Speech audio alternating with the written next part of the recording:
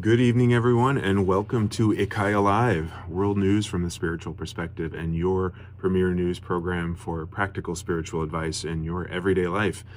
And tonight is the 17th of March, St. Patrick's Day. My name is Andy, and I work as operations manager here at the IKYA Center. And we just so happened to land on St. Patrick's Day tonight, so we thought to take advantage of this special holiday.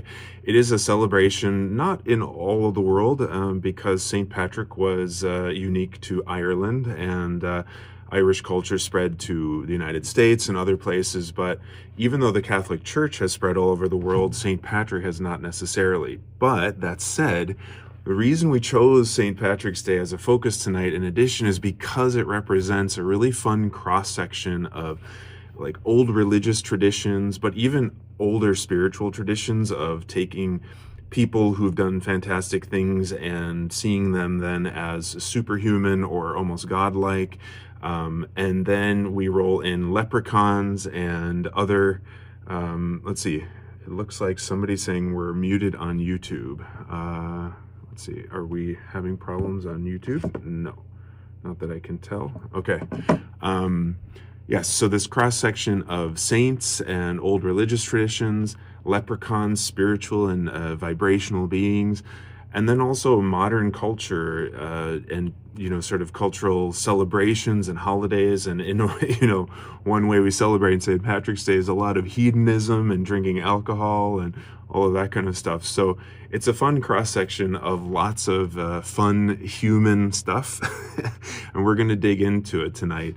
And we encourage you to make this a conversation, because that's part of what makes IKYA Live different than normal news programs, is that it's a real conversation with a spiritual master. So bring your questions, your comments, your perspectives to this conversation by writing in the comments below on YouTube Live, or we also have students here live in the audience at IKYA Center. And we look forward to having a real exchange. So don't be shy. There are no dumb questions. And especially with this topic, have fun. Ask all the things that you've wondered about.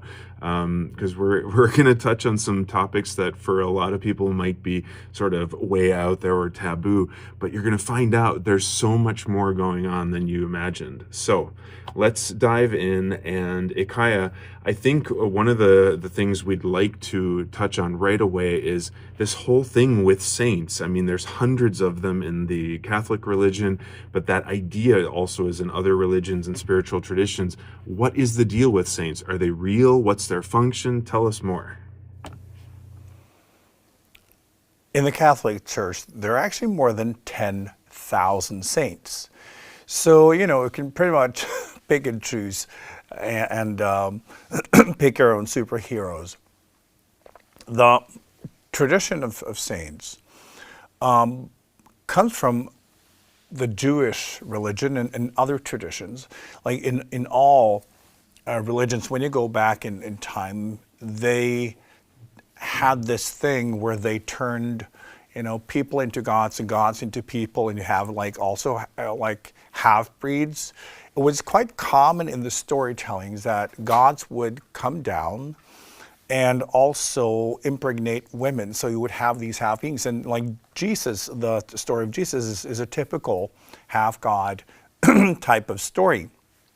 But one would also have these people that were more connected to the divine and showed, superpowers or divine powers in some way, and they would be, honored.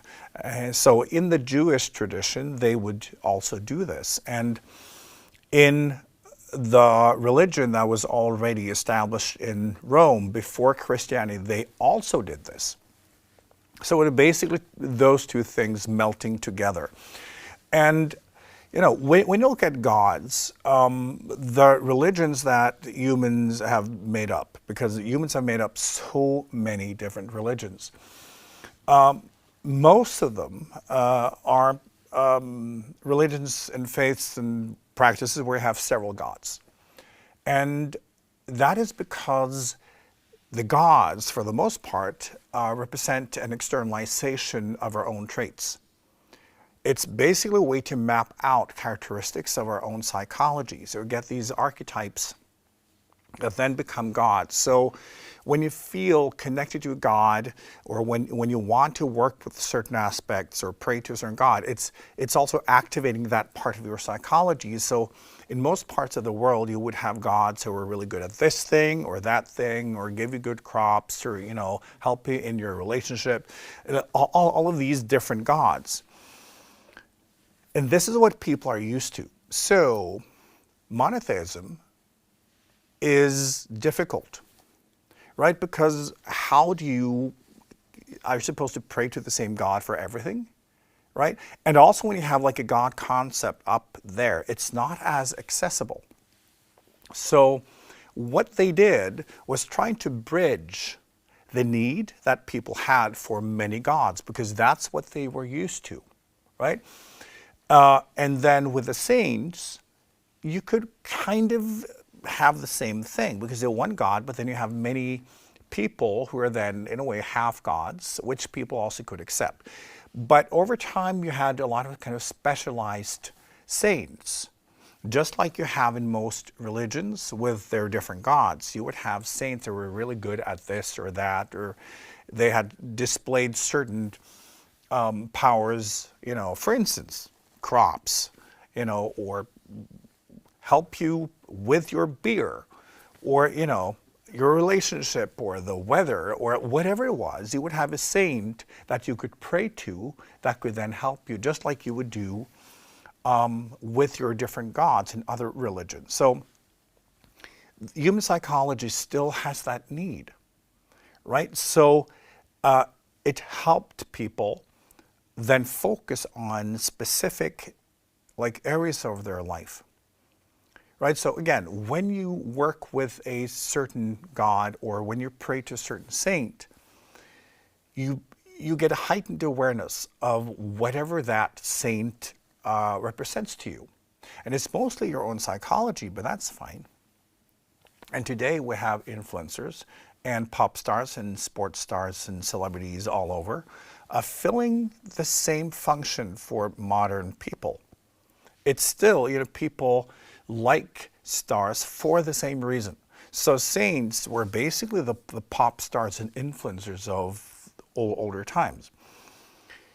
But just like you may be, especially when you're young and you're trying to figure yourself out, you will identify with different celebrities because they, again, carry certain traits or qualities or behaviors or values that you identify with, and that, yeah, that's me, right? So then you pretend to be Taylor Swift or whatever, right? And it means that that side of you will be activated, so you can explore different sides of you. So we're still doing it. So saints have had this function, and gods have had this function, and it's been like, understand that all over the world, having many gods, many spiritual beings, and this mix of humans becoming gods. There are plenty of stories about that, also in Greek traditions and other places, and then also the opposite. So there's a whole spectrum of godlike creatures and beings and humans. And saints are just one version of that because, as I said, monotheism makes it very difficult for people to relate to. So when you have saints, everything becomes more relatable, right? And it gives you the opportunity to choose. It puts you in the center, just like when you have a lot of like the Greek gods or Hindu gods, you get to choose which gods you like better, right? So you may be drawn to a certain god, like, okay, yeah, I'm on like his team. Or you choose a combination of gods that you feel represent you. So that's your gang. And of course, they're all there to help you because you are very special, right?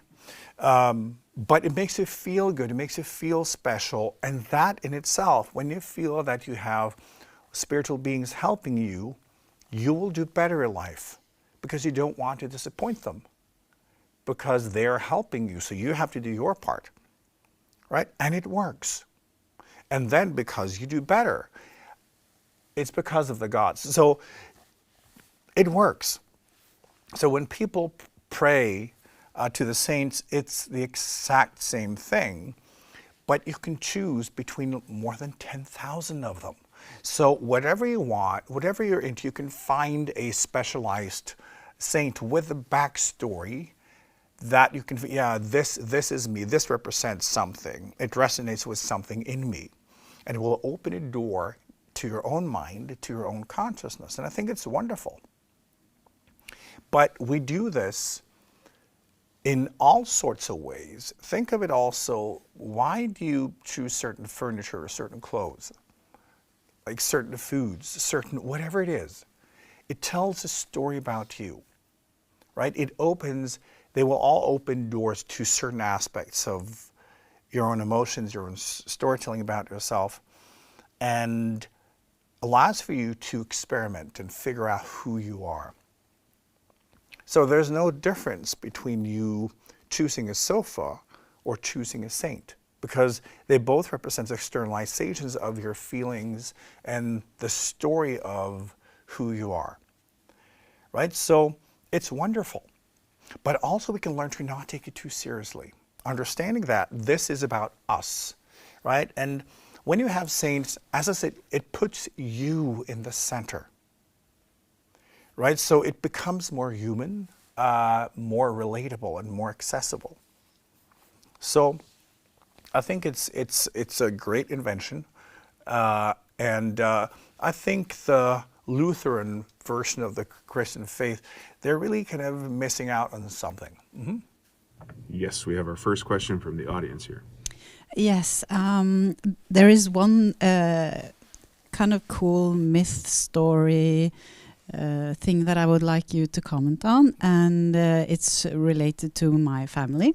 When Jesus died on the cross, the apostles went out into the world to spread the word, and the apostle Thomas came to India, in South India, where my family is from, and he created an Orthodox, it's now 2,000 years old, Christian movement, and also a lot of Indian people took up the gospel and joined this branch of church that he created, and then he was also made a saint. So his name is now, or was, Saint Thomas, and there is a church there from him, and my family has been Christian ever since.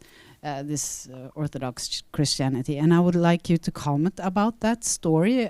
Is there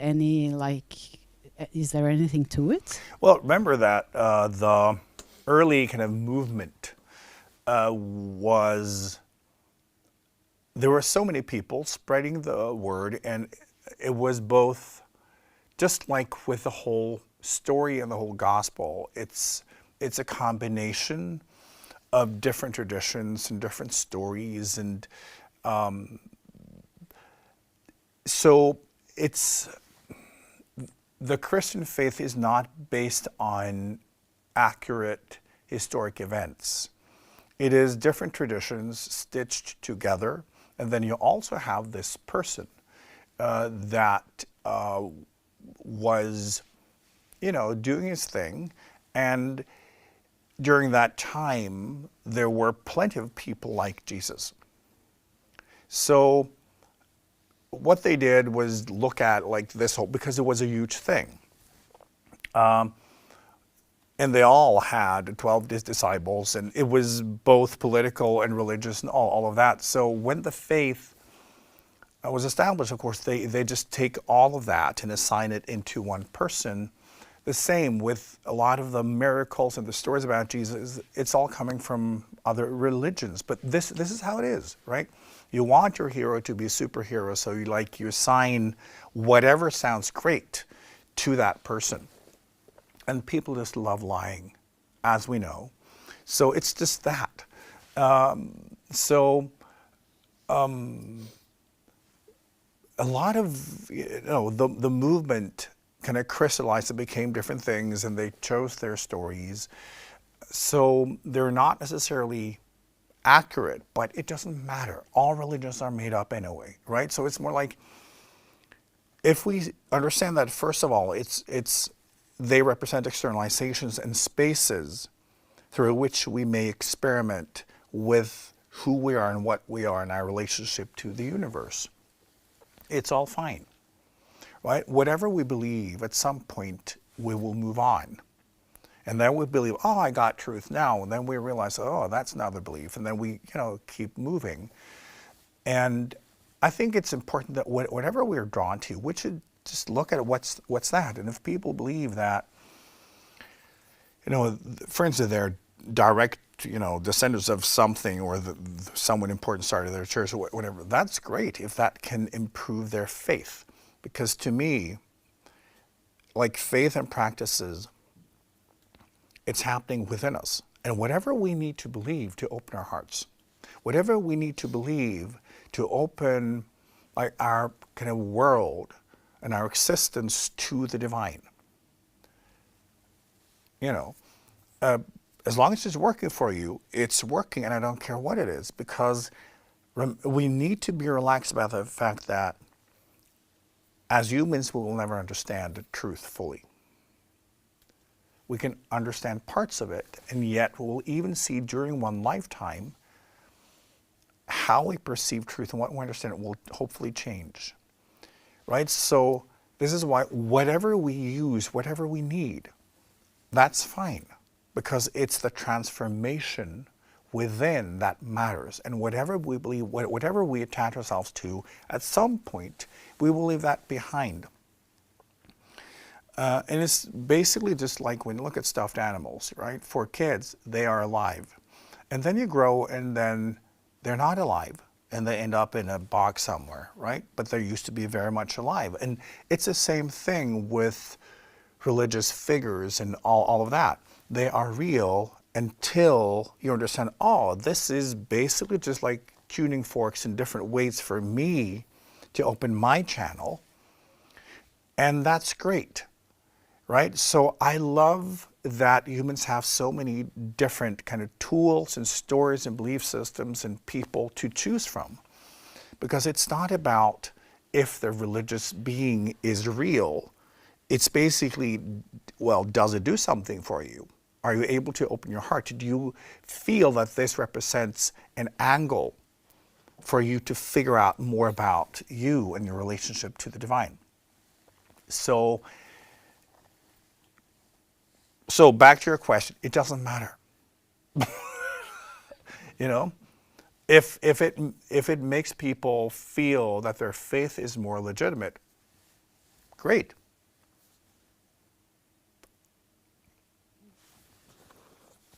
So, when it comes to how we then relate to everything, understand that, besides saints, we live in a multi-dimensional reality. And there are so many different beings. So this is also where both leprechauns and aliens come into the picture, because, the current human culture and civilization that we live in is so, it lacks imagination. We can only experience what we imagine, right? And think of, because when we go back in time, just like 200 years, in our part of the world, people would experience a lot more of different beings of nature. Whether it's, leprechauns or other kind of beings, there were a lot of them, and people actually experienced them. And now we don't. And we say, oh, it's superstition. It's not quite how it works. If we first just understand that this universe that we relate to contains trillions of galaxies, each containing trillions of planets. Life has to be common. Has to be life everywhere.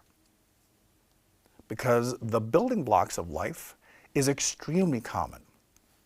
And most astrophysicists today, they say, like, if a huge UFO came and just like hovered over the major city, they would not be surprised at all, because it's, with what we know now, it's almost impossible to imagine that there is not life a lot of places. And when we also now know that, you know, and the model that one is gravitating towards in physics is that we live in a multidimensional reality. Meaning that if we think that we have this physical universe and think there may be trillions of those too, there's life everywhere. And when you look at how dimensions work, you'll know that, well, it means that even here, we are connected to many different levels of dimension at the same time. So how does that part work? Because it's actually not that difficult to understand. Think of, you know, different radio channels or different TV channels, right? You can sit with your device and you can, you know, look at different things. Well, where's it coming from? It's right here. Right? It's all over, but you can't experience it without your device.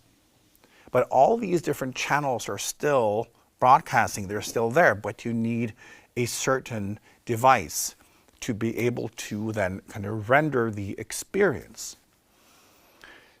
So, and if you think of like what makes up a dimension, I explain this as playing a chord on a piano. Right? You have a lot of different keys and you can combine them in many different ways. And each time you combine keys on the piano, think of that as a dimension. So we experience this, where we are now, as one collective dimension, based on all of us continuously kind of calibrating and adjusting how we see things and experience things based on also other people and our storytelling about who we are. A dimension is not kind of fixed. It kind of like moves.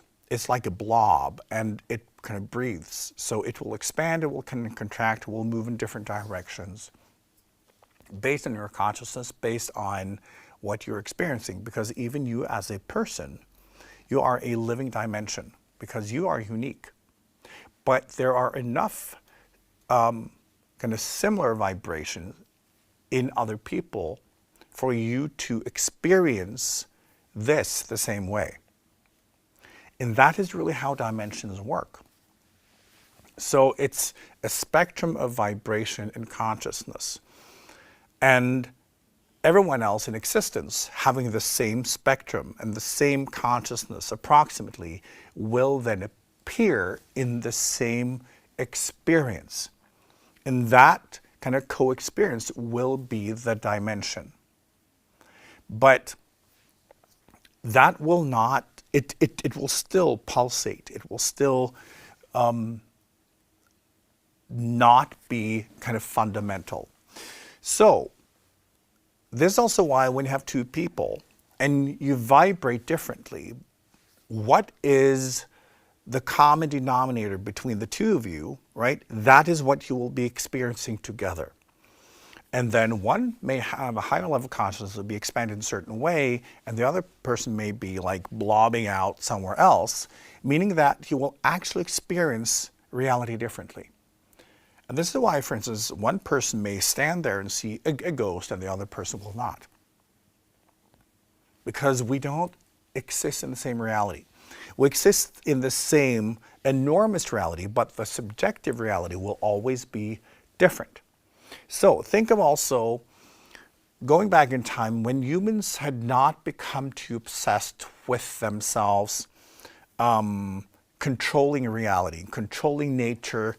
We decide what truth is. We decide what reality is. It meant that humans were more attuned to nature, right?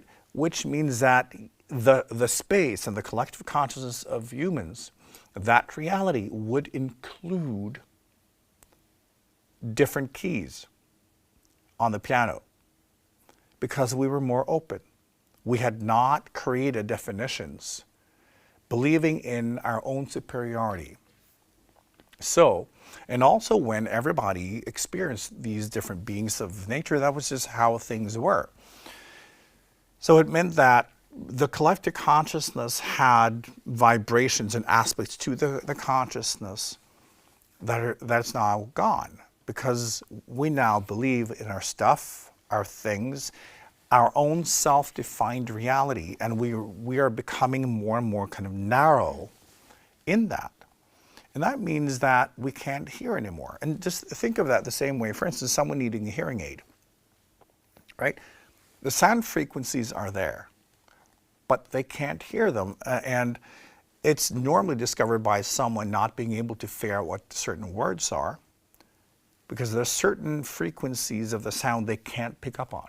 And then they need a hearing aid to compensate so they may hear that again, right? And that hearing aid is spiritual practices,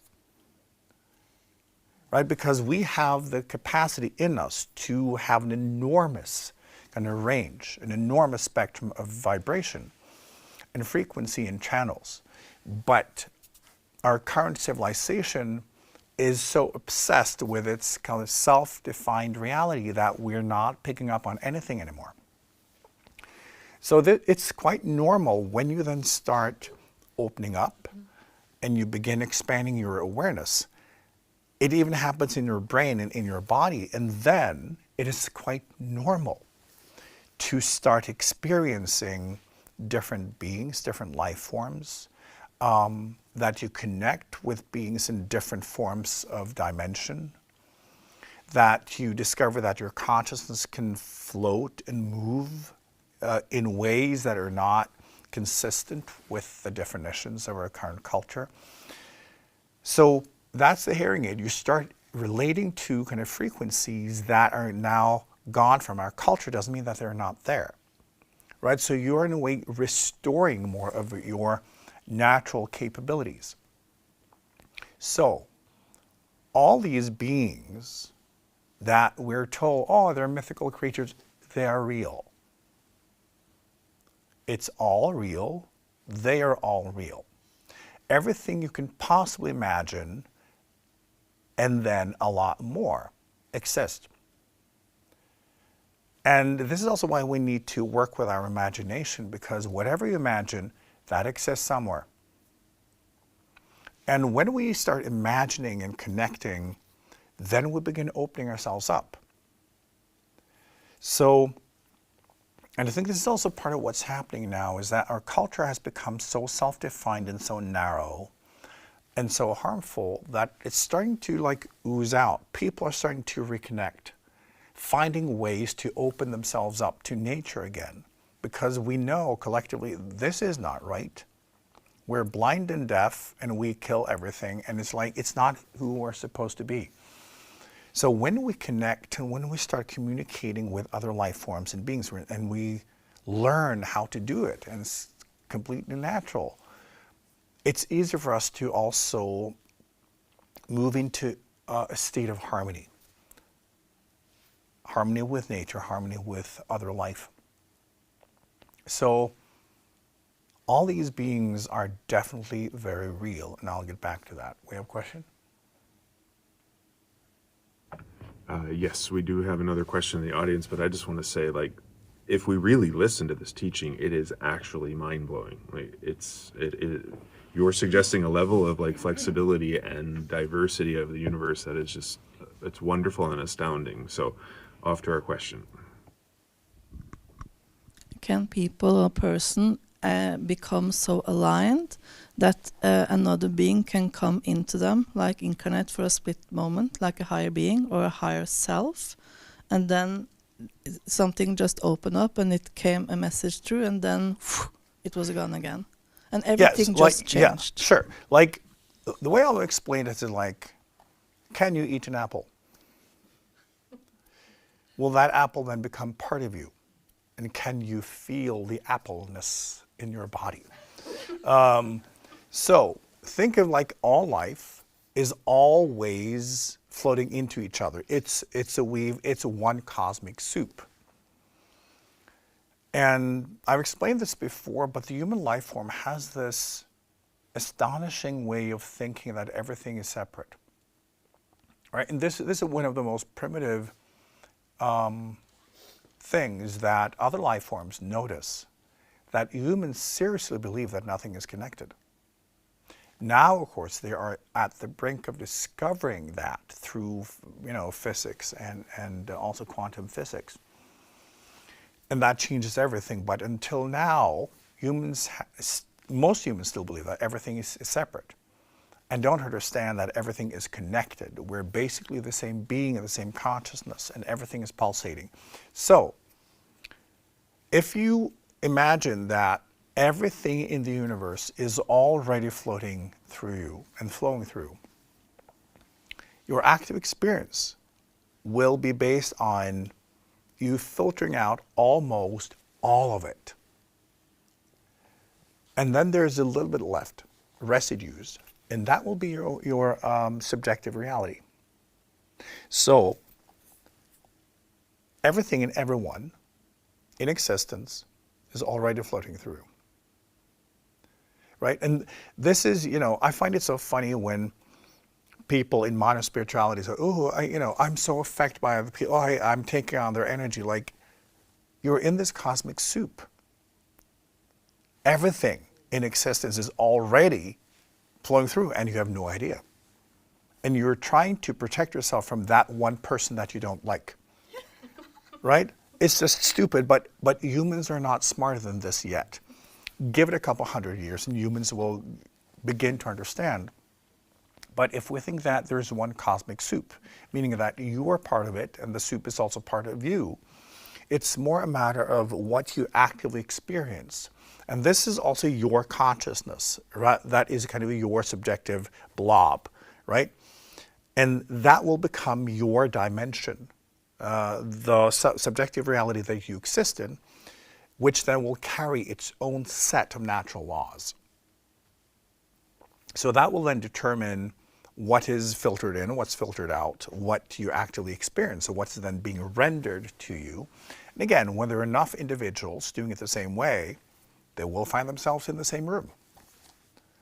Right? And it's just as easy as that. And that means also, yes, you can be connected to others in ways that are very direct, in the same way that you can have a conversation with someone and what they say will affect you, right? You can also experience connectedness with someone, and connectedness is not limited by space, because space does not exist. So, someone can be in a different dimension, in the other end of the universe, and that connection is instantaneous.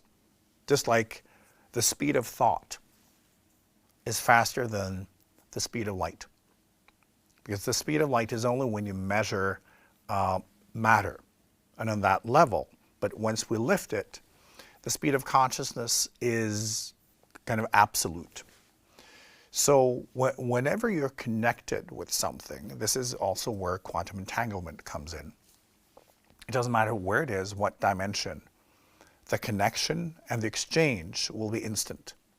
And that happens all the time because we also, when we are connected to all life, it is still filtered, just like, you are part of this planet, you're part of humanity, but you're part of a country, you're part of a genetic kind of line, you're part of a family, right? So it's that, right? There are always ways to make it smaller, and this is also what we refer to as fractalization. So you will have individuals that you exchange with more, and individuals that are kind of just there, but they're not really relevant to your journey, except for the fact that they carry some of the same karma, some of the same ways of being, because you exist in the same dimension. So yes, there will be moments or whatever, where you can actively feel that the exchange you're having with someone else is kind of incarnating. And sometimes it's the other way. It's completely natural, and we need to learn that there's no reason we should protect ourselves against it, because this is how nature works. It's one ecosystem. It's one being. And for humans to learn to be competent in that exchange, that is, one of the great potentials of this life form, because humans are slightly retarded when it comes to understanding the level of connectedness in nature. And spiritually, we have to kind of open that up before we can begin to even study the complexity of existence. Yes, we have a question from YouTube. Do what we call evil creatures exist, such as demons, witches, and the like? Well, just like look at yourself, right? And look at other people. Like, the way we behave is up to us. And when we choose, when we find ourselves in unsavory behavior, there's always a reason, right? When you look at children who behave terribly, for the most part, it comes from their upbringing, right? Maybe an abusive home, emotionally unstable. And then the way to feel that I can't trust anyone, I need to trust myself, and the way to prove that, yeah, I can survive, is by being aggressive. Because then you're telling yourself that, oh, I can survive, I can dominate, I can fight, I can kill, which you're supposed to because you can't trust anyone.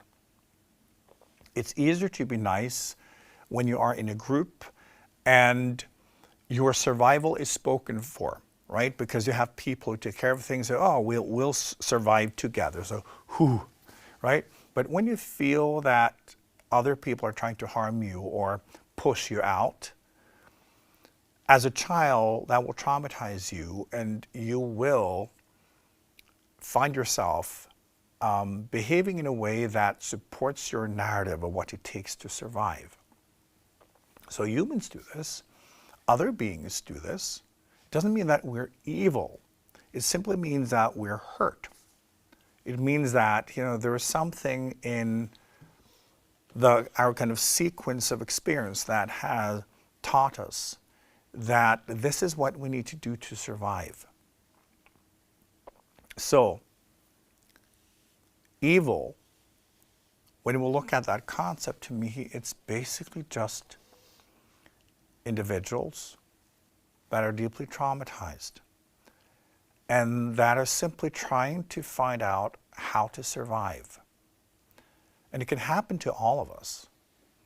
Just look at, today, when homelessness is on the rise, right? You can have a well-paying job, and you can have a life that is working, and all of a sudden, you lose everything. In the States, it can actually be because you get an illness. You don't have a family who can support you, and you lose everything, and you're out on the street. Now you have to steal. You may have to fight other people off because they're trying to steal the little you've got. And it can happen like that. So it's circumstantial. And kindness, for most people, is also circumstantial. It's easier to be kind when you feel that, my needs are met. I'm safe. I'm comfortable. Right? But if you're under threat, if you're scared, if you're afraid, you will not be so kind. So often as a life form, when we observe another life form, we say, oh, that's evil. Because we don't understand it. We don't understand the ecosystem it's a part of, right? Some people may look at spiders and say, oh, they're evil because I don't like them. I don't understand how they operate. And look at them eating all these insects, not understanding they are a vital part of the ecosystem, right? They're actually helping you getting rid of bugs. They're lovely individuals. They're very family oriented. They're so sensitive. And when you have like big spiders, if you have them as pets, you can feel that you can connect with them. They have so much love, and they're just like, they are doing what evolution has taught them to do, both to survive, but also to find their place. Doesn't mean that they're evil, but because you may be scared, right? Because human behavior does not, make sense to spiders either, So to them, you may be the big, scary, evil being, right? So context, and the things that we will always, all life forms will look at themselves and their own behavior and say, this is normal. And then they will label everything based on how similar is this. Just like humans, for instance, they have a tendency to decide how much a life is worth based on how similar to a human is their face, right? So if they resemble us, they're quite valuable. And the farther away, the more evil they become, right? So it's just that, and we're all doing it. So simply because a life form and their behavior does not make sense, does not make them negative or evil. All life is positive. All life is evolution. All life are still souls, spiritual beings of the same essence, of the same oneness, going through their journey as part of this enormous ecosystem. And I've explained when you look at the concept of what many cultures refer to as demons, it's when you look at the ecosystem on this planet, you have builders and you have those who digest and break down. Think of like matter on this planet, right? When you have a plant or an animal or, a human and they die, that matter is used up. Well, there's a limit to how many kind of Legos we have on this planet. So when it's done, you have to pull it apart. So you will have life forms building and life forms pulling apart. Just like in your intestines, you have bacteria and life forms that help you break down whatever you eat so it becomes nutrients. And that's the purpose. These life forms are both fungi and a lot of insects and bacteria. So there are a lot of life forms on this planet. All they do is to break down biological material. And by digesting, they help nature break down everything to, new Legos fresh out of the box so the builders can build new life forms and new stuff, right? We need that. So, half of life forms are builders and half of life forms will be kind of breaking that down.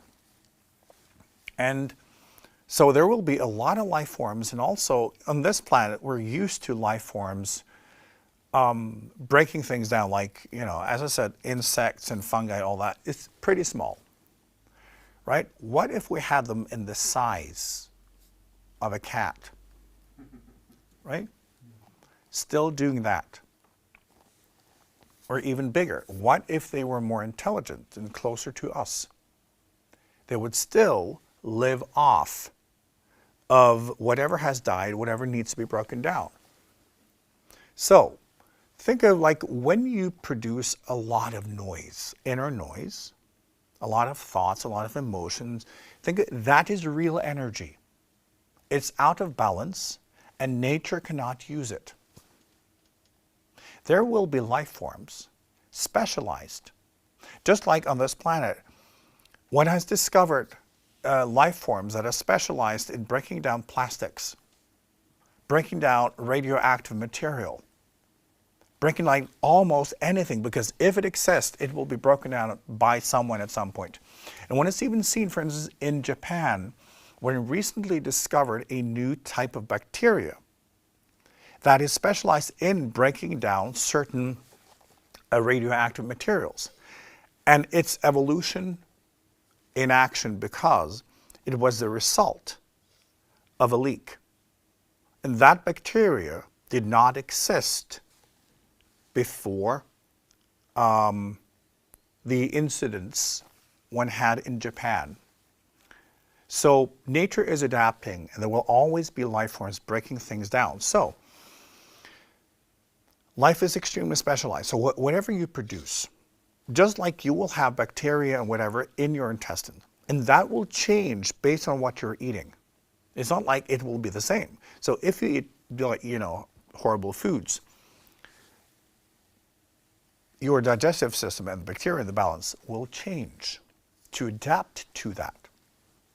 So when you're producing a lot of noise, all these types of energies, that's polluting the world. It's polluting life.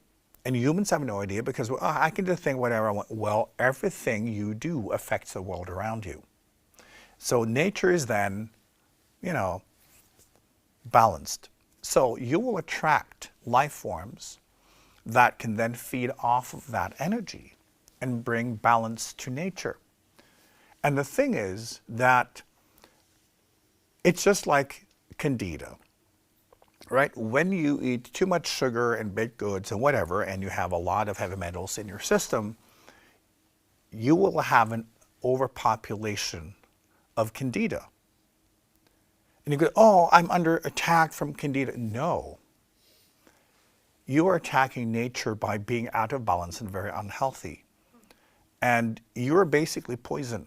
So nature is trying to balance this out by introducing and increasing the amount of Candida in your system to help nature break this down in you and then cause balance. And then humans think, well, I'm under attack. I don't want this Candida. Instead of like, you caused it because you are out of balance and you're out of order, you're out of respect. Right, so when we attract life forms that will then help nature break down our negative energy, if we just call it that, and then we discover and we connect with it, we're then mirrored because this is our energy. And they are just like, they're doing their job. But because we are in denial of our own noise, our own negativity. And remember that when we have life forms specialized in the energy that they are breaking down, you will associate them with that energy. You will think that they are dangerous and negative. No, it's you. You're the dangerous one. You're the evil one. They're actually just attracted to that energy because this is how nature works. Whenever there is too much of something, nature will find a way to break it down. And there is nothing evil in it. Just like with us, we can do things that from nature's perspective seem to be intentional and evil. But we just like mindless and just doing our own thing because we have no idea. So it is for everyone. So nature is always positive. It's just understanding that the tapestry of life is so rich. And because we're multidimensional beings, a lot of what we do, a lot of the energy that we produce and what's going on in our consciousness and everything, that will be connected to dimensionality beyond the kind of collective human understanding, meaning that it will also affect beings in nature on that level, and then attracting life forms that can help you regain balance. Right? So, but I've explained also this with when we get too much Candida, or that we've done something to attract it, right? Well, the Candida kind of moves in, and it's used to being fed. And what one has discovered is that Candida can actually produce chemical signals that will give you cravings for baked goods. Because that is kind of the imbalances that is their food. So they're just living in this huge blob of a biological being, and they're just trying to where's my food? So they've learned to place the order by producing chemicals that can make you want more sugar. And this can also happen with other vibrational life forms that if you produce a lot of noise, and then they're used to you being a source, they will try to, where's the button, right? So then it will want you to produce more of it. So that's often when we then can feel scared. and we can feel negative emotions because, yeah, you trained them, right? So they're just trying to push a button. They're completely harmless, but they're just trying to push a button because you are the vending machine and you've been giving them all of this energy, and at some point they will have balanced you. So there's less of it coming, and now they're just hungry, right? So it's, the collaboration is wonderful because then it's up to you to also recognize that, oh, right, I've now drained some of it, and now I just need to focus on not producing it because then they will let go, right? Nature is one being, but no, there is no evil. It's just, as I said, when we watch behavior we don't understand, out of the context we don't understand, and we use our own storytelling as the norm. All right, we have a queue of questions, so we'll take one from YouTube first. I have the impression that I'm speaking with spiritual beings, but I am not able to recognize beings, and I have very little recollection of the interaction. So why is my brain filtering this out? It's because you live in a culture where these things don't exist, right? And when we have brainwashed each other, like in this culture, you're filtering it out because the brain will only focus on what it perceives as necessary for survival. The rest is out. This is, even when you walk down the street, you will only remember and focus on whatever your brain sees as relevant to you in your survival. The rest is gone. And as you get older, in your 50s and 60s, your memory is getting weakened because the brain is starting to throw out whatever it's, well, I don't use that. I don't need that. So we'll forget common things like the name of people you know because you don't care. They obviously don't mean that much to you because the brain will figure out what of this stuff are we actually using? And if we're not using it, it's out. So it's kind of like that.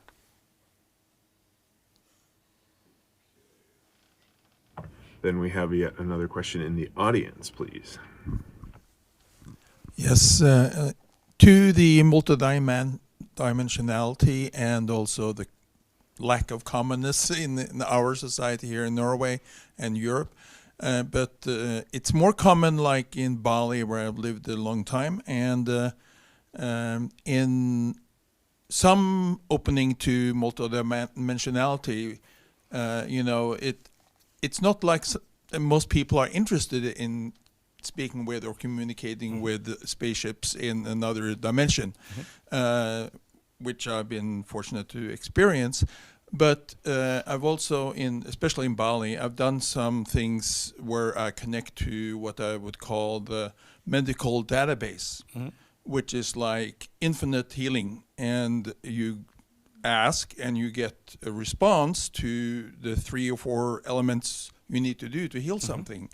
And I healed a fracture in a matter of hours, including meditation and many other steps. But I was given all the steps I did, and it healed, and it did even more than that. So it was rather magical, and that is something useful for humanity. Not necessarily, not if the consciousness is not there yet. Remember that normal humans will take anything it learns to say, how can I use this to kill someone? So, no. We need to evolve. We need to first, cleanse ourselves and move into a state where we do not see the need to harm others, not just for survival, but for dominance. Right? Even in spiritual work, as we talked about, people want to dominate. They want to own truth. They want to I know what truth is, and then force other people to either admire them or submit to them, right? Or punish other people who don't believe them. Humans are still animals. So no. Normally when these things open, it's because you've moved past that. But no, we're not going to unleash a lot of these secret things on humanity because humans would use it to destroy themselves. So it's always humans and individual consciousness having to kind of, you know, move in that direction and prove themselves first, so they do not have the intention of causing harm. Because like the normal thing, even when a human then is allowed access to these things, again, the first impulse would be, how can I use this to gain power? How can I use this to position myself in such a way that I dominate, right? It's just what human nature is. So, you know, we can't and we won't. So when will humanity move past this barrier to multidimensionality? Well, it's when it comes to multidimensionality, real. that's one thing. When it comes to more, like when it comes to healing and a lot of the information available, it's basically a matter of expanding consciousness enough. Now, as I've explained, the next, you know, 130 years plus will be very dark. Because humans will go through a necessary transformation and figure out how to move past this need to destroy themselves and everything and discover connectedness and all of that. So this is happening, but humans will almost destroy themselves and everything else in the process. And it's just one of those things where that is absolutely necessary. But multidimensionality, like in science, they have already discovered this. It's moving forward very quickly, also through quantum computing. We're on the verge now of major breakthroughs that are a lot of fun. Also enabling contact, real contact with beings in other dimensions. This has already happened. It's not public because it scared the shit out of everyone, but it has happened.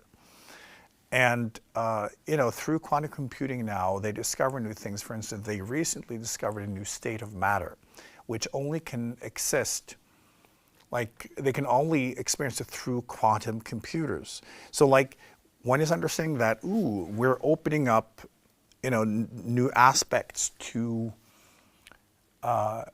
existence in new dimensions. But also understand that if we think that this, what we experience, let's say it has a range from here to here, right? And humans experience this. All of this is still part of the same dimension. So even within this dimension, humans hardly experience anything. So they're much more. And this is also part of, you know, all these other beings and life forms that are considered mythical. They are here, but it's the spectrum of the human awareness and the human brain that is very narrow, based on what is necessary for survival. So as technology moves forward, as science moves forward, more and more will be kind of opened up.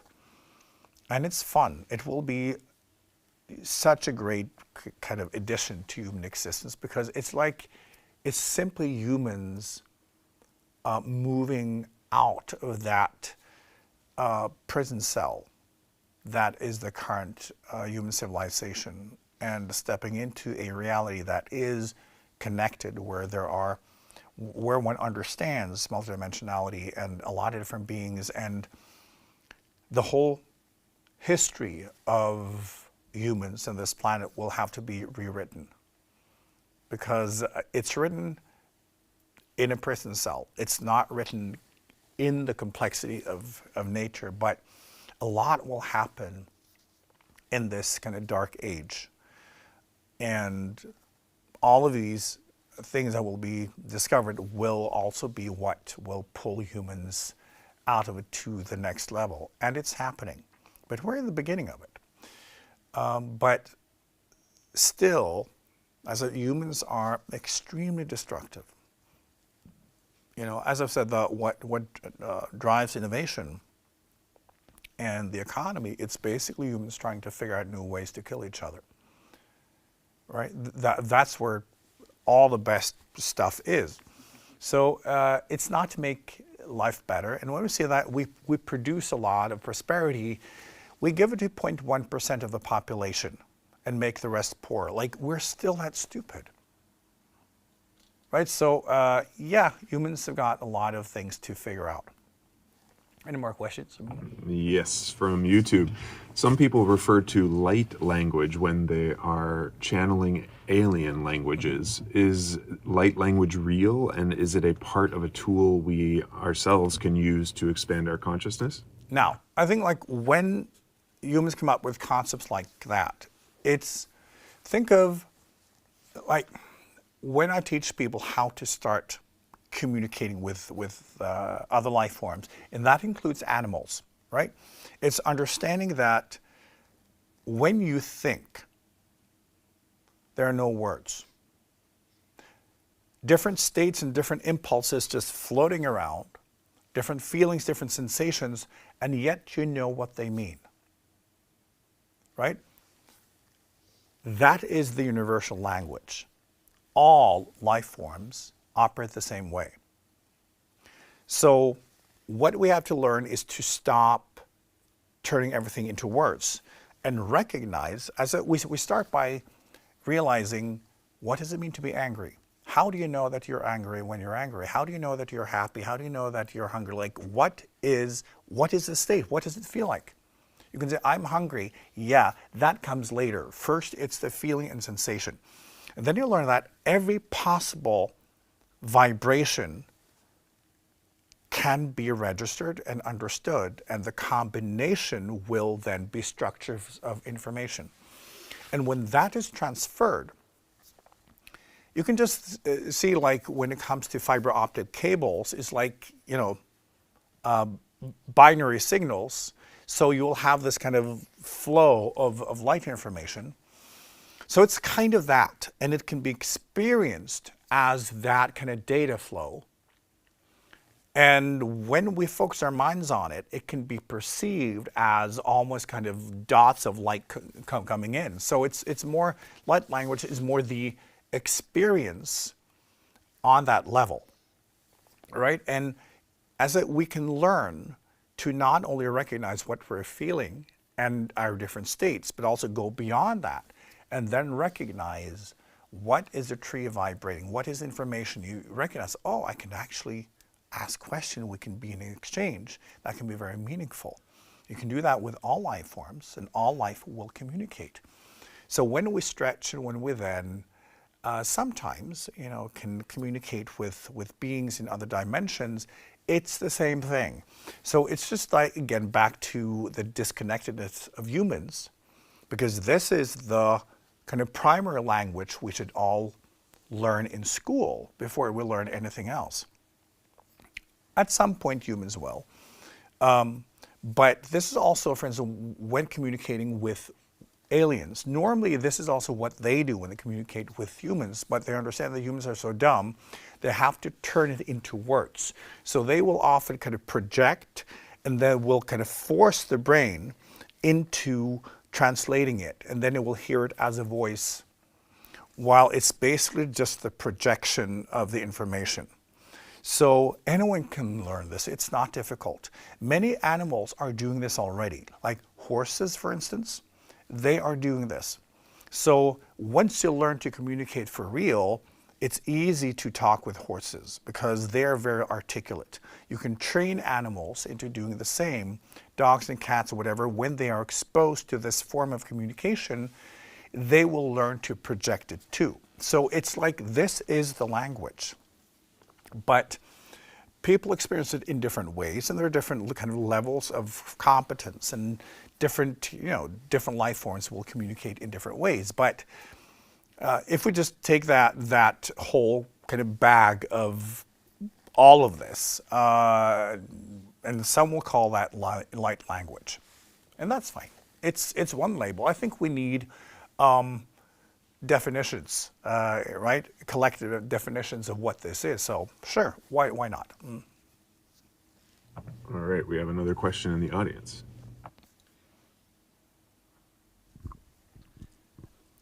small girls, I believe they like unicorns. You said that horses communicate very easily. Mhm.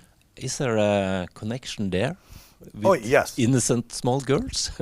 It's not innocent small girls, but remember that women are often more connected to the earth. They are more connected to their emotions and a spectrum of emotion, right? Our civilization is very harmful to our emotions and to everything else, right? Most people today are damaged by the time they reach adulthood. And what girls often find is that when they are with horses, they can feel the healing. Boys who are open to it, they experience it too, but because women and girls are more connected to their emotional body, they can feel it. And because horses are good at also projecting, right? They can see through humans, and they can also detect emotional imbalances and also physical imbalances. And they will also use their own energy to heal and balance. So in a world where everything emotional is harmful, right? For girls to interact with horses can be so healing, so nurturing, and so grounding. So, I would say that everyone should have a horse, But also, it could be dogs, whatever, but horses are quite unique in their emotional intelligence and their ability to also project into humans. So that is part of the attraction. And, if you have had the privilege of working with horses, you know what I'm talking about, like sharing presence with a horse and sharing that communication is something that can be felt very deeply. And everyone working with horses, they know that they can communicate telepathically, emotionally, in whatever way, whatever you want to call it. But everyone knows it. They're not really talking about it because the thing of people who don't work with horses, they don't understand. But anyone and everyone working with horses, they know that horses communicate and that we can sense it, and that they can also sense our state, and they can also kind of respond. So that's why. Okay, we have a question from YouTube about if everything exists at the same time but in different dimensions and or timelines, can, for example, traumas that we experienced when we were 10 years old in this lifetime, on this timeline, if we heal that trauma, will that then change our timeline? In a way, I understand what you're asking, but you're asking from a perspective of not understanding the physics of it. So, but I will try to answer it within your understanding. So, short answer is yes. Because if you think that everything exists in the same non-time, which is that time does not exist. It's one eternity that lasts forever, but it's also just one moment. And it's very difficult for the human brain to relate to because everything in the brain is linear. When we think of a timeline, when it's actually not how it works, is if we think of every variable already existing, right? And I've explained this model as an easier way to understand it. Absolutely every variable of everything already exists. Your experience is how your consciousness is then moving through all the variables. So it doesn't mean that you are on and then it happens to you. It's basically your consciousness activating variables. All of them exist at the same time, but you are not choosing all of them at the same time. So, when something has happened, that means that, that has been activated and that now exists. That does not mean that all other variables also exist at the same time. So, when we release something from the past, the now can change, absolutely. because when something is unresolved in the past, it still exists in the now, right? When you're traumatized, you're bringing it into the now and you're kind of reproducing it and re-experiencing it. But it also means that you have to heal it in the now. And that can be done, yes. We can completely heal in the now. We can completely be everything we are. The difficulty for humans is that one lives in a timeline continuum. Thinking that, oh, I've started this, so I'm now this, and then I do that. So it has to be connected. So when you are in a certain point, you only believe that, oh, my next step will have to be one step away from this point. You don't understand that, oh, I can go there and then can be over there. Other life forms can do that. But humans are extremely linear. So in that way, you are limited to always, where am I standing and what's the next step? But that's a belief system.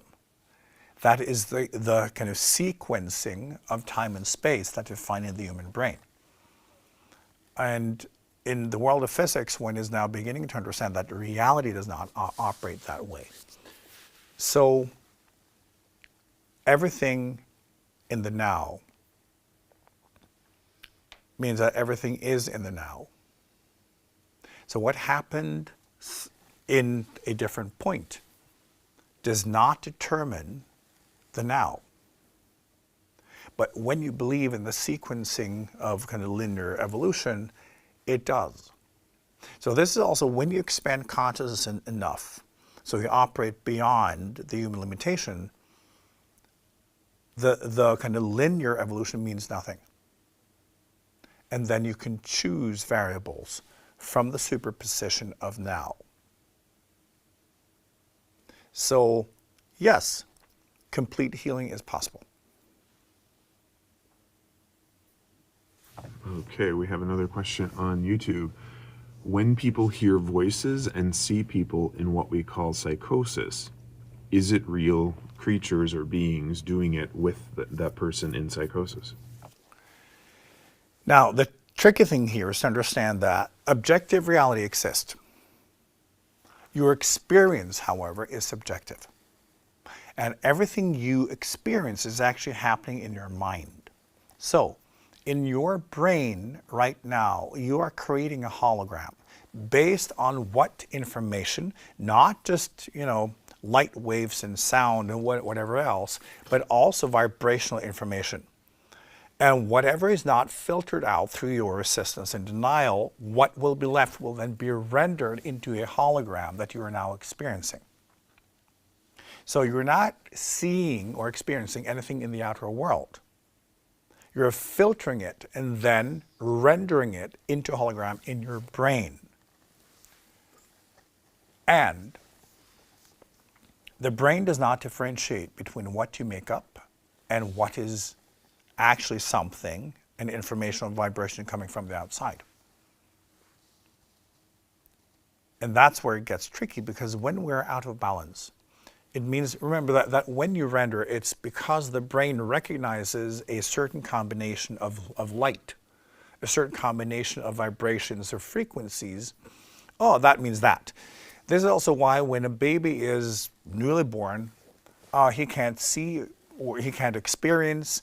All the senses in the brain are not connected to the physical sense because they have not been used. It takes experience for the brain to kind of get it right. So it builds catalogs based on experience. So when you create your hologram, it's based on what you've already experienced. And when and it's basically just like artificial intelligence, but hopefully it's intelligence, is basically like every time you experience something and it works in the real world, you're kind of recalibrating, you're reinforcing what you've learned, what works, and then you will also try to, in your brain, work out the quirks, your misunderstandings. Right? Oh, this is not quite how it is. Oh, this is how it is. Just like, for instance, a child may not understand the difference between, playing a nurse and being a nurse, because it's based on the child's experience of what a nurse is. So she or he may be doing everything right according to that subjective observation of what a nurse is. When you grow up, hopefully you will have different understanding, right? So it's that. So you will use your catalogs, and you will always then calibrate based on your experience in the real world, which means that as an adult you have a different understanding of what it means to be a nurse than when you're a child. So in psychosis and many other forms of psychological imbalance, it's simply that the brain begins to relate to itself as a reference, not the outer world. And there's something lost in translation in that correction. Because every time we interact with the outer world, we're supposed to go, oh, right, it's a little bit more like that. So we grow more and more into the real world. And sometimes that does not happen. And when the brain then starts to relate to its own catalogs and its own storytelling, its own memories, its own needs, all of a sudden, whoop, you may find yourself in a very subjective hologram. And then that map or that hologram does not match the outer world, right? And then it's difficult to function. It's both psychological, it's physical, it's all of that. So the goal is for the hologram to render and to kind of be as close to the objective reality as possible based on kind of the spectrum of information that you need in order to survive. And again, you know, sometimes we will become too subjective. We will trust our own kind of inner worlds too much, and we can manipulate the inner world quite a lot. So we need the outer world. But so like every time we lean too much into our inner worlds, we will be out of balance. There's a reason why we incarnate. And we find this also in spiritual work. If you relate too much on your inner worlds, in your own imagination, you may become psychologically unstable. You need to test it out in the real world, because then you may find that, oh, I'm onto something, but okay, it doesn't quite work in the real world. So I need to go back and kind of re-render and reimagine what this is and maybe build a different understanding. So the balance between inner work and outer work is fundamental in true spiritual work.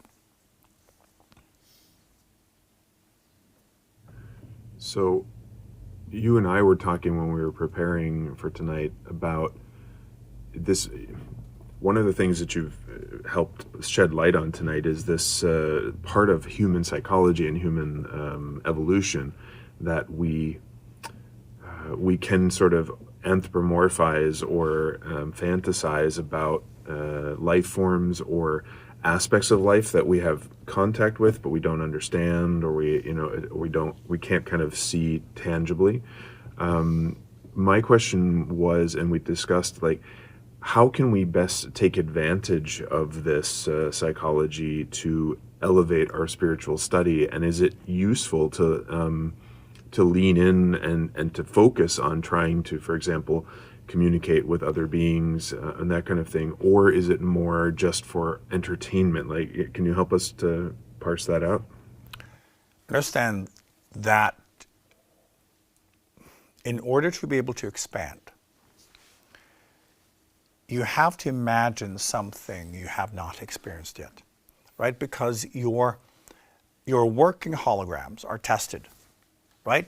So it means that this represents what you have experienced over and over again, and that becomes your consistent experience of the world in reality. Now, if you want to go beyond that, it is using your imagination. This is what imagination is for. It's like, how can that be? You know, can it be like this? And open yourself up. And this means that we live in fantasy, we live in imagination, right? And we need to then be aware of that is not true. But the brain has to relate to it as true. And this is why the brain cannot differentiate between something you make up and something that is real. Because when you imagine something, the brain goes, well, that may actually be something. That is how we start. And then you have to test it out. And then we'll find out. So if you think of light, right? Since the human brain only sees this much light and there's this much, different frequencies. Just think of it as colors, right? If you could not see the color red, it's not there. And you start imagining it, you hear about it. And you say, well, what can that be? And you imagine something. And you say, oh, maybe that's red. And it turns out to be a different color that you can't see. But your imagination means that you're opening yourself up to something beyond your current scope of experience, meaning that it will not be correct. When it blends into your hologram, it will just, because you're supposed to use your fantasy and imagination, because something will hit something, right? So if you think of, you can't really see, you can't really hear. You're receiving sound waves, that's not sound. You're receiving light, that is not what you're seeing. It's all rendered in your brain. So going beyond that, so you're like, as I always say, like your outer world is the inner worlds of your mind, inner walls of your mind. So you're kind of projecting onto a kind of screen in your mind. And what's out beyond that, you have no idea. So you have to use your imagination, fantasize. The challenge is when we then believe that, oh yeah, this is totally true. When it comes to imagination, you should expect that, yeah, this is probably not the right version. But I'm in contact with something outside my wall. It's just like, if you were to hear someone outside a wall, you have no idea who they are. Maybe you can hear their voice, right? And you would then start imagining, who is this person? Right? What do they look like based on your experience, right? Maybe it's like it's a dark masculine voice talking, oh yeah, and you imagine a big strong man. And it maybe turn out to be like a tiny little guy, right? So you will recognize certain things based on your experience and you will imagine. But you will be onto something. And whatever you are able to kind of recognize, okay, the brain will use that as a foundation, then we'll just make the rest up. But this is how we learn, this is how we expand. So it means that when we are in spiritual work, there's so much fantasy, there's so much made up, right? And we need to be compassionate and patient also with ourselves, right? Because if you're afraid of, oh, I'm just imagining things, yes, you are. You have to. And then you need to test it out. What we often do in modern spirituality, though, is to pretend that what we imagine, that is absolutely true, because we're afraid of not being right. If we could just relax it, well, I have to test out my imagination and then pick up on things. I have no idea who's in the other end. I get images, but that's basically my mind trying to make sense of it. I will have to go with what I get. It may be completely wrong. It doesn't matter. It's how I expand. And over time, when I test, retest, I will begin to pick up on things in such a way that the rendering and my hologram will be more correct. So we should not try to go to the definitions that quickly, right? In traditions, and this is what humans normally today don't have the patience to do, but if you go to any ashram in the old days where people had real discipline, and they had a teacher and the student would go, oh, I get it now. So, no, you don't. I've understood, I had this, no, you did not. That was just made up. Back to meditation, talk to me next year, right? And over time, that discipline would help someone to kind of filter out and understand the difference between imagination and reality. And that was part of the practice. Today, everyone wants to be guru. So people just like, whatever I get, that is so true. So they spew out bullshit. And fantasy, and then people buy into it because they want to do the same. It's like, we need to be more relaxed about this and say, of course people imagine things. That's fine. Of course people just fantasize. That's fine. It's how it works. But we can then admit to that's what's happening, and it's necessary. But through that process, when we test it out in the real world, because when it's real, it will also connect to the real world, then the brain will calibrate itself. So, oh, that vibration there, okay, that fits, that does not. And over time, your hologram will also expand. So this is how it's done. But we should relax and say, sure, when you receive things, you will imagine and fantasize and do that, right? And also, for instance, see that today, when people receive things, it's always aliens. Go back like 300 years. Then it would be angels.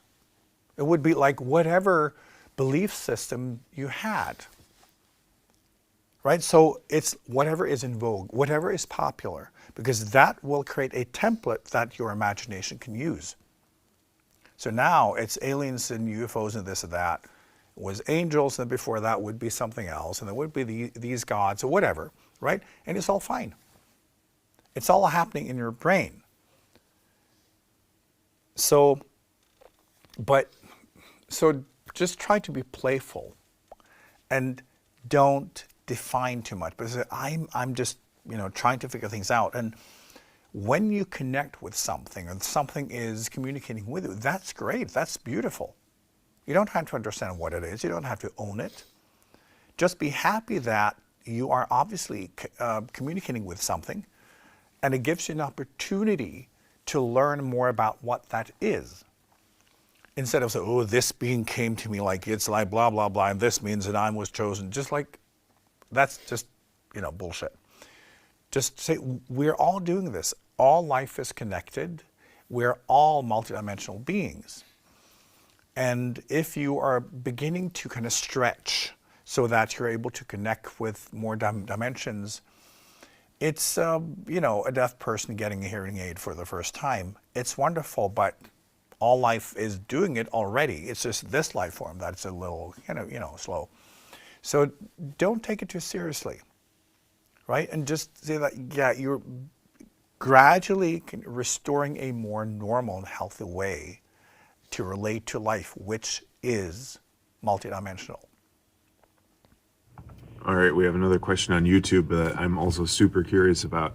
Why are some people seemingly born with the ability to see spirits and other beings and that kind of thing? Is it based on karma? Is it based on them being part of the new paradigm? Is it genetics? Like, what's going on there? Well, those things are the same. Everything in us is evolution, right? And we incarnate based on our actual point. If we think in a linear way again, where we are in our spiritual unfoldment and how much we've learned and our capabilities and all of that. So yes, when someone is able to do something, that's where they are. And even though we're in the same life form, we're still in different dimensions. We're still in different consciousness. And this is also the thing. You can have 10 people in the same room, they can all see each other, but someone may operate close to that of a primate. Like, we're a primate, but I'm talking about more close to an ape. And some may be very intelligent, yet another person may be in a higher consciousness, and they look the same. Right? So it's that. We are seemingly the same, but we're not. So whatever you are studying, your karma, which is both your assistance, but also what you haven't learned yet. So it's also your spiritual potential. And that is different for each person, just like we have different talents. Some kids may be good at sports, some music, some art, some this, some that. We are on different journeys. So when someone is able to connect more or experience more, yes, it's also a part of their genetic makeup. But they've chosen that body because it is the kind of closest match to their actual point of evolution. And we choose when we incarnate the talents we need to study what we're here to study. And for some people that may be, mechanics, or for some people that may be spirituality. So it's it's not like one thing is better or worse. We are ourselves, and we're all here to unfold and to figure out what life is and what we are. And there are like infinite ways to do that. All right, we have one last question, and I'm not sure if it's a good conclusionary question or not, because it's one of those easy, simple questions. Is enlightenment the complete union of the inner and the outer? No. It's, I would say that the combination of the two and understanding how that works is still a very low level of consciousness. It also depends how you define enlightenment, because it's just a word, right? And in different traditions and different understandings and different life forms and dimensions, one will use the term based on the collective and individual understanding. But from the traditions I represent, when we talk about enlightenment, it's the absolute oneness taking over. So I say it's not an individual becoming enlightened, it's the enlightenment that becomes the individual. So it means that the individual in many ways dissolves, is no more. And one has a full awareness of oneness. And I've also expressed this as, you know, a drop of water can only exist until it hits the ocean. The very moment a raindrop hits the ocean, it doesn't exist. And yet, it goes on this full journey, right? But when it comes back to the ocean, the very moment it does not exist, and yet it does, because now it's part of the ocean. So it's going from being a drop into being the ocean, having full awareness of that. Also, when you then express through a drop, then it's still the ocean. But there are many ways to understand this, and there are many different forms of enlightenment.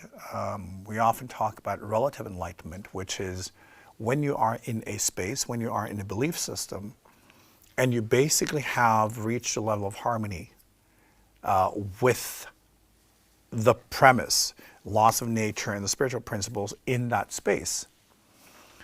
And then there will be harmony. And that is a form of enlightenment, but it's a relative enlightenment. And everyone will go through that many, many, many times as your spaces keep expanding. But at some point, you also shift gear, and it becomes something completely different. But for the most part, when you look at human spiritual traditions, they only operate in the spectrum of trying to not suffer. And they see enlightenment as absence of suffering, which is valid because it feels good, and it feels like that must be the end. But it's still a form of relative enlightenment. It's not the full enlightenment. But still, again, it's a word. Anyone's understanding is just whatever. Evolution is what it is. Spiritual growth is what it is. And at some point, you know, you will get the hang of it. And even in true enlightenment, it's not done. Because then you're able to, in real time, adjust to also all the changes in all universes. So it kind of never stops. And that is also, you know, the funny thing about the human linear way of thinking. You think of life from A to B, all done. Now I'm enlightened. It doesn't work that way at all. So instead of, in a way, focusing on an end to the journey, to see it as you becoming better at being in harmony with existence. And you are studying that through different perspectives that you get when you incarnate in different life forms and different dimensions, and because you're kind of piecing it together and experimenting with different channels, different specializations, and you get better at it. And the more you discover, the more love you have for it, the more exciting it becomes. And you just want to take part in life more and more without resistance, So you can really kind of experience it fully and be present to it, and you just want to do it more and more.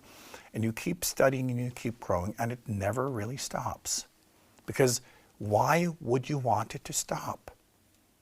It's just like, as I said, back to, you know, often the fairy tales and stories humans have, like, you know, the prince got the princess, the end, right? Humans like that definitive end to everything.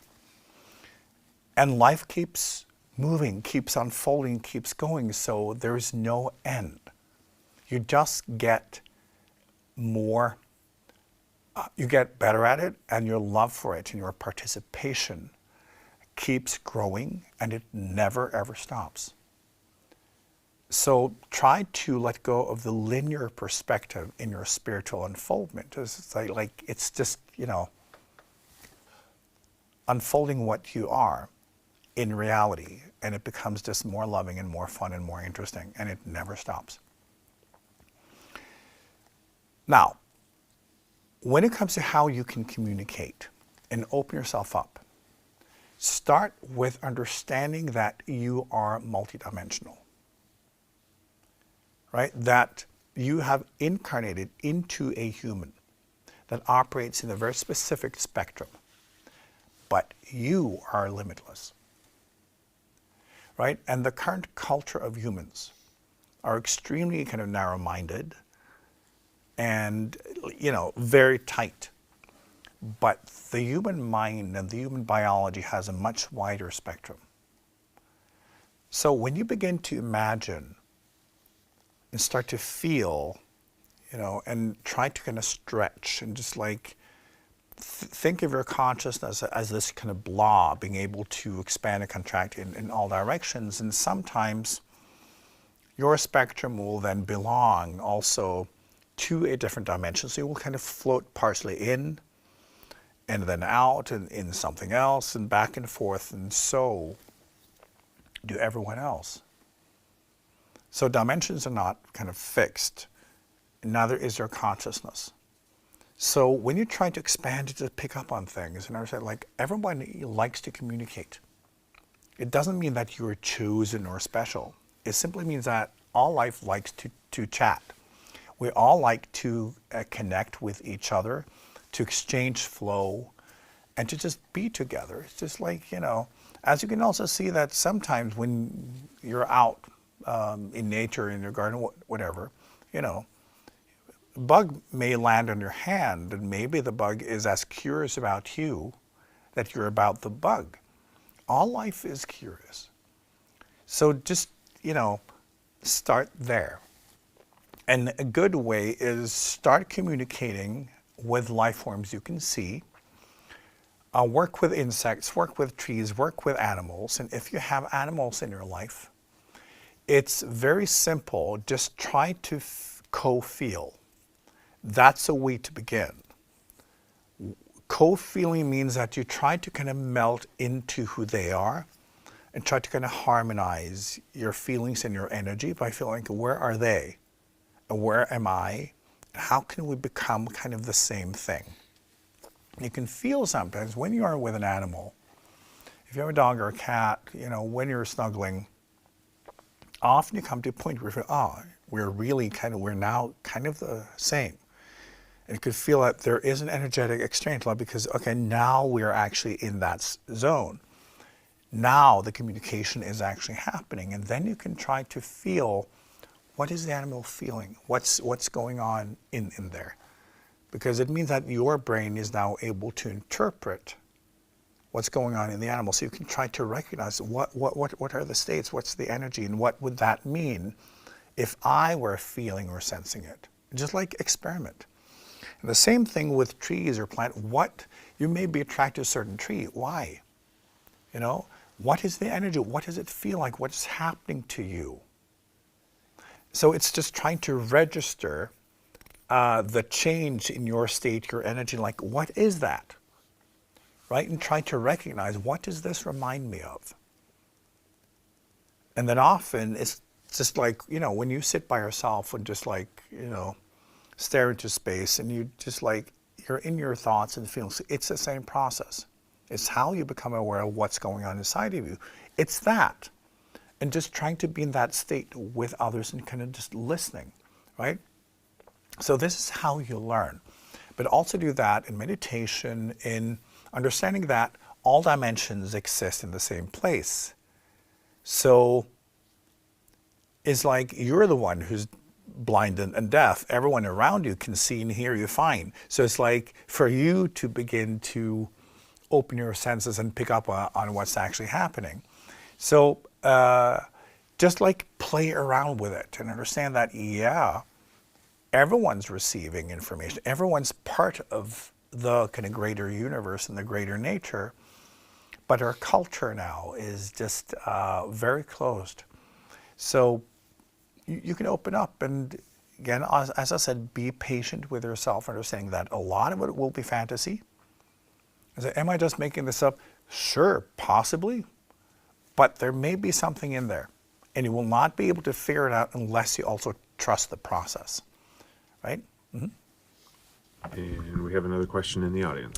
Yes, I wonder, sometimes when I'm in balance, I have a tendency to self-sabotage. And I know a lot of other people I know do the same. Why do we do that?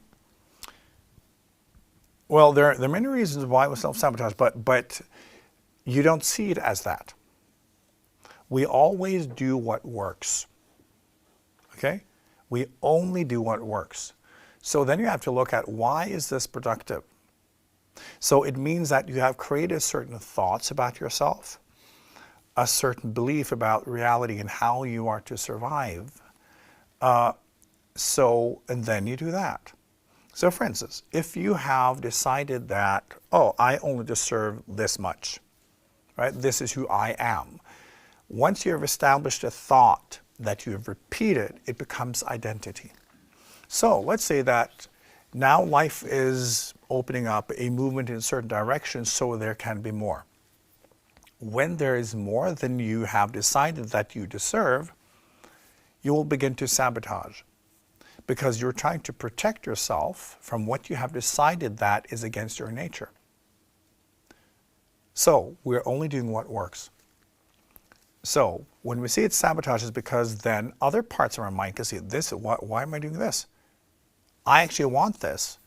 But then you've had so many thoughts for so long that it has established identity, then deciding how your world should work and what you should be doing. So you're then trying to correct yourself and protect yourself to maintain the status quo of identity and lived space. It's just that. But often when we then look at it, we say, oh, it's sabotage. While the programs established sees as, now we're doing it right. We're correcting, these dangerous things going on. So, we can continue. So and everyone's doing it. This is also why it's so important to think in expanded ways. And again, use imagination and fantasy life. Go with it, right? Because that opens up possibility. When we're concerned about getting it right, doing the right thing, we will narrow our options because we're afraid of failing. So, right? So we need to do the opposite and just be messy, right? And most likely we will misunderstand most of it, but when we then test it out and just go with it, we will find out more than we would have otherwise. I think that's all the questions. Good. Now, I will just talk briefly about leprechauns, because that was part of the title.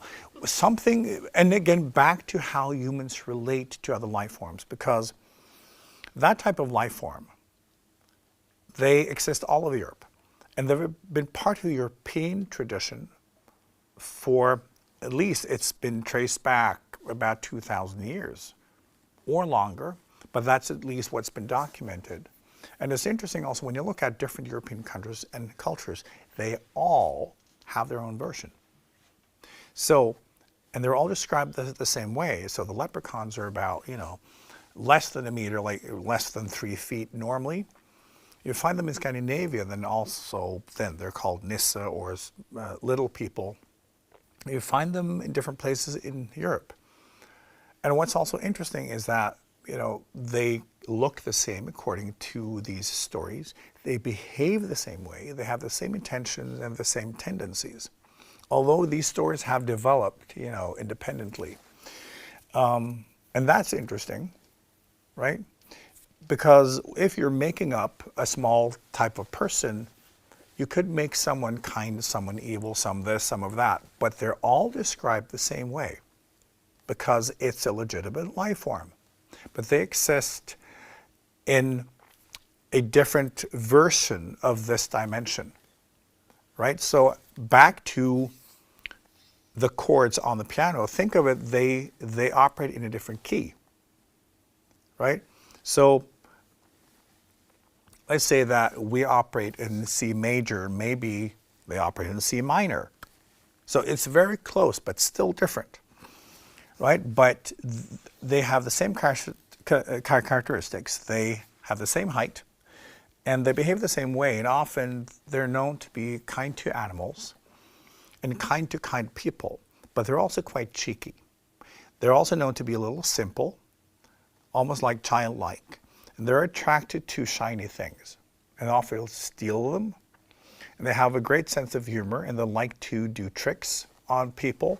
They like to hide things and do like little cheeky things, just like, kids when they're like 6 or 7 and they, whatever they can get away with. And what one also figured out all over Europe is that sometimes you have to bribe them or like give them food or something to, make sure that they're on their best behavior. So if you are kind to them, if you give them things, they will normally also help you take care of the animals. And it's the same story in different ways in many countries. People still interact with these beings. Even in this country, like we live in Norway, and in this country, when you go out to the countryside, many will say, yeah, we see them, but they don't dare to tell city people because they will think they don't understand. So this is not just a culture, they experience it because they live a life closer to nature. Again, these people are attracted to animals and they like to help them because they often see that, the way animals are treated by humans are not particularly good. So they want to heal, they want to help. So they are seen and they do their thing. And where we used to live, we had one of them coming to our home on a regular basis, and he was having a great time. He was kind of part of the family, and he would even make objects move. He was especially fascinated. I've explained this before, around Christmas, we decorated, because in this country one decorates with also little Nissa figurines. And he would think it was basically a festival for him. So he would go around and touch things. You could sometimes see that, we would have one figure sitting off a shelf with little kind of legs that could move, and he would move them and have fun. And he would normally sit under a dining table and interact with the dogs and have fun. And he is a really nice person, but he will also steal things. And sometimes put them back, but it's not like I could hear him kind of laugh because he would hide things and see if we can find it. So they're just wonderful. They're really wonderful people. But there are so many different life forms. And again, humans believe that we are alive, the rest is just whatever, right? It's not true. There are many different intelligent life forms, and there are life forms that are so intelligent that humans look like bacteria in comparison. There's an enormous spectrum. And even on this planet, once we go kind of beyond the spectrum of the human senses, there are so many mythological creatures that today are considered mythological. And it's even been a lot of cases throughout evolution. Certain life forms, think of also that a life form exists within a certain spectrum of vibration, right? evolution can also change the vibration, not just biology, but the spectrum of vibration. So a life form may be more kind of within the human spectrum, and then it may like move up. So life forms that now are mythological used to be part of what humans experienced, right? Because so evolution is not just biology, it's also vibrational spectrum. So there will come life forms in and out like over time, and this is also very fascinating. At some point humans will discover this. But there are so many interesting life forms and they all like to communicate. So open yourself up. Life is so much kind of richer and more wonderful. And there's life absolutely everywhere. Mm-hmm. Yes, we have a follow-up question on leprechauns. Are they physical in the way we think of physical, like Bigfoot, for example, or are they phasing in and out of our dimension whenever they see fit? This is it. When you have dimensions that are really close to this one, when you have life forms that kind of operate as just in a different key, they are physical, but just beyond the spectrum, right? Because if you think of, if we have, just as an example, if we have 7 keys and 6 of them are the same and the 7s are different, it will be experienced at 2 different dimensions, right? But sometimes because dimension, individual and collective, will be pulsating, like these blobs, you know.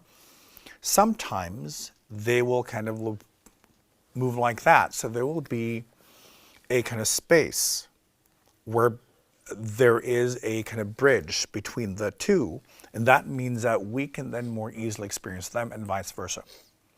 So sometimes, again, it will move further away. Now, in the worlds of physics, one has recently, it's just, I think, months ago or something, discovered that the constants of the universe are not constant. Now, what that means is, for instance, what we talk about the kind of constant figures are like the speed of light, for instance. But once figured out, that changes. Not a lot, but it changes. And also, you know, the definition and in a way the figure and the kind of mathematical equations of gravity, it changes. And this is why, this is because everything is pulsating. But when it's now also understanding that what one thought was fundamental is actually also moving. So that is new in the world of physics, but this is it. So basically, if you think of like 2 different blobs and they're now kind of floating into each other, that means that there will be a kind of overlap. This happens all the time. But then, again, they can more easily interact and vice versa. Because remember, to another dimension, we are the mythological ones. Like, we're the ones that they've just heard like fairy tales about. And some individual experienced humans, are they real? You know, because we belong to different dimensions. So this out is for everyone, right? And of course there are a lot of alien cultures have also, you know, maybe heard about humans. Remember that there are plenty of humans having been taken to other planets, and there are hybrids and all of this. So for many, humans are also this mythological thing, right? So we are the aliens to other cultures. So understand, this is how it is. So many of these creatures that we have heard about, they operate in this kind of like in-between space where there are enough keys to make them physical, but they're also, you know, slightly to the side of our dimension. And there are plenty of life forms that operate that way. But as we expand, this is also what's fun about it. When you expand, at some point you will be expanding past the human spectrum, and you will begin to have concrete experiences. And it will be completely normal because they are there, but you are not until you are. Right? So it's part of spiritual work. I think it's also part of finding our place in the universe. Because humans are so speciocentric, believe me that humans are so unique and we're so important that it gives us the right and the power to destroy and kill everything. And it's embarrassing.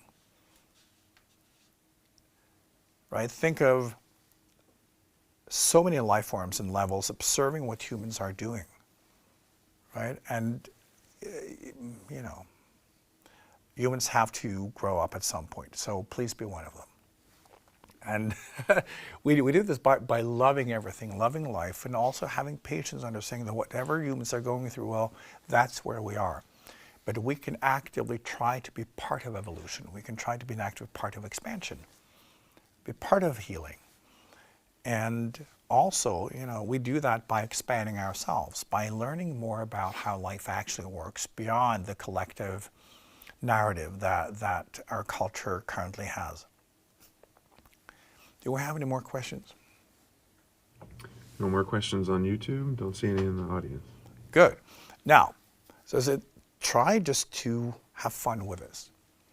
If there are any mythological creatures that you're interested in, they exist, but they may not exist here. Doesn't mean that they don't exist where they actually exist. You know, when you focus on something or someone, you will begin to tune in. Right? It's in our nature as beings that whatever we focus on, the brain, your mind, your energy will begin to calibrate and figure, how can I connect to that? All life does this. So when there's something or someone you would like to connect to, when you focus and when you open your heart, and when you listen, when you be present, you will begin to kind of calibrate yourself. And what you imagine may not be kind of the full spectrum or the right thing, but there will be something. And that's a starting point. But as I like, practice with animals, practice with other life forms that you can see and learn to kind of calibrate yourself and connect and listen and exchange. Because it's the same kind of loving attitude and understanding that love is connectedness. It's a state of connectedness. So the more you are in the heart, the more you kind of love, the more you just want to be in that kind of exchange, not to feel special, but to be part of life, to love life and to let that also flow through you. You will figure it out. There will be a lot of fantasy and imagination. But as I said, whatever you imagine actually exists. Because human imagination doesn't stretch very far. So, you know, just be patient with yourself, and it doesn't matter if you find out, oh, that was just fantasy. Well, sure, that's fine. It's how we learn. But don't give up. All life wants to communicate. It means that all life wants to communicate with you too. When you walk in the forest, all life wants to communicate with you. Right? Try to be part of the conversation. Try to respect all life. Respect all animals, respect all birds, you know, all insects, all bacteria, virus, whatever it is. Love them and try to understand life from their point of view. This is also, you know, how you get into it. Especially if you focus, as I said, like, if you don't like spiders, try to connect and understand what's life from their point of view.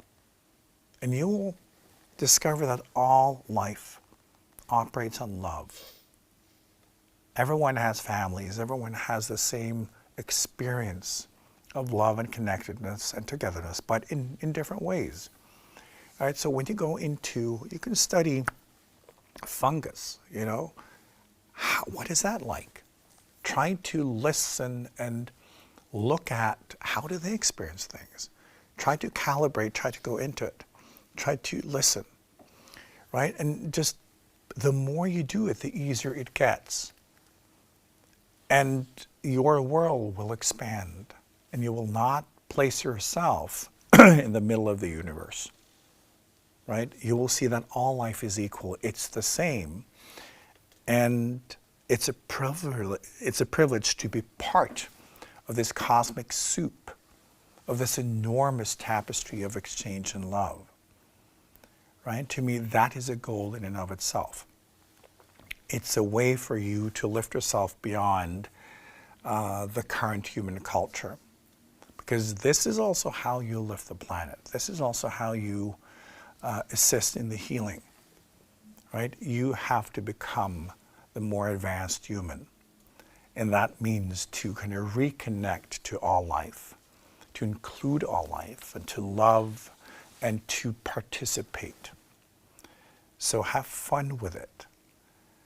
And understand that the more you do this, the more you are growing into the potential of what a human actually is.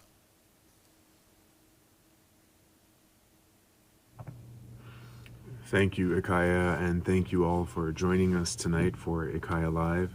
Remember that IKYA Live is a news program unlike any other in that we bring real, true spiritual advice that you can use in your everyday life, and thereby this is a great episode, for example, tonight to share with friends and family who have had interesting experiences in their lives or need a little uplift or some fun. I mean, St. Patrick's Day is a fantastic opportunity to share spirituality in a way that might, make somebody think twice and explore differently than they have before.